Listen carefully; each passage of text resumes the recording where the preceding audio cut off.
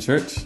The title of my devotion will be Seeking Godly Perfection, and it's taken from Philippians 3 verses 12 to 18. See, this passage is a part of a letter written from prison by Paul to the church in Philippi, a Roman colony in ancient Macedonia. Now, this was the first church that Paul started in Eastern Europe.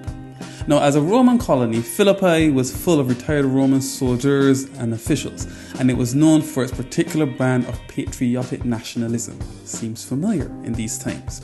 Therefore, Paul's message of Jesus as the true King of the world was met with great resistance in this area. Even after Paul left, the believers who remained suffered resistance to the gospel and even persecution for continuing his work. Yet, they remain a society committed to Jesus. And that is an example we in our times should follow. You see, Paul in his letter is writing to encourage the believers at Philippi to follow Jesus' example, to be different and to be distinct. And this is something we in our modern times should also follow.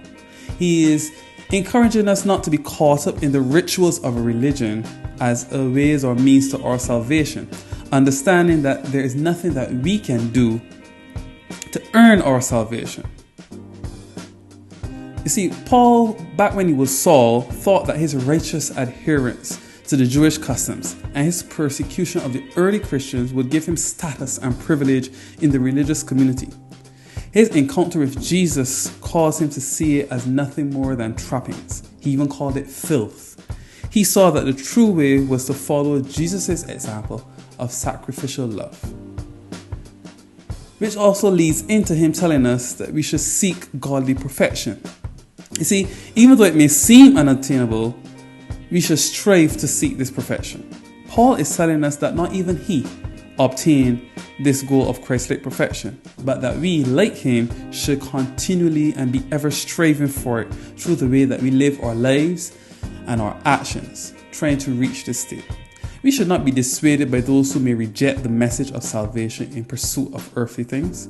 This way leads to distraction, but we must be different. As Christians, we must understand that while those in the world focus on temporal things, we must always remember that our true citizenship is in heaven, where we will be with the King of Kings and the Lord of Lords.